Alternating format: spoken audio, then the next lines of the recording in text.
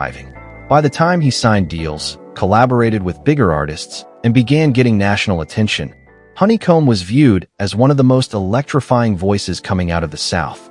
He had charisma, danger, emotion, and that raw Southern energy that turns rappers into legends. But with every level he climbed, the pressure behind him didn't disappear. It followed him.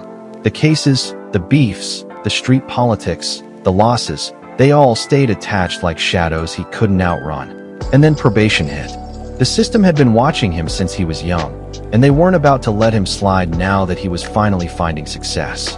HoneyKomb was navigating fame and probation at the same time, something that becomes nearly impossible when you're tied to the streets the way he was. One slip-up, one wrong move, one violation, and everything he worked for could vanish overnight. And that's exactly what began to happen. Music videos featuring guns, associates with criminal records, parole technicalities, every little thing became ammunition for prosecutors. HoneyKomb found himself back in front of judges, back in hearings, back under the microscope. He'd blow up online one week and be back in custody the next. It was like the system and the streets were in competition, each trying to claim him before the other did. Meanwhile, the trauma from his grandparents' deaths weighed on him so heavily that his music darkened even further. He rapped with grief you could feel through your chest.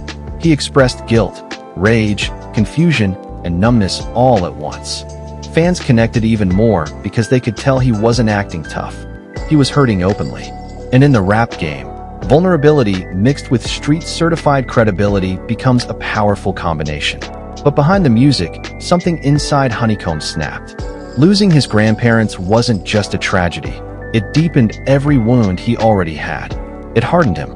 And when he later found out his father didn't retaliate, didn't act, didn't follow the street code HoneyKomb had been raised to believe in, that betrayal cut deeper than any enemy ever could. That's when he publicly distanced himself from his father, saying he couldn't respect a man who failed to stand up when their family had been destroyed. The streets talked, fans debated, family members reacted, but HoneyKomb didn't back down. To him, certain codes weren't flexible, and once broken, they were broken forever. At the same time, he was facing major legal consequences. The courts claimed he violated probation. The system wanted him locked away for longer. Videos, lyrics, even social media posts were used against him. HoneyKomb insisted he was being targeted, that the system saw his rise and wanted to pull him back down before he got too big. Whether that's true or not, what's undeniable is that he kept falling back into custody right when his career was picking up the most steam. Fame brought attention. Attention brought surveillance. Surveillance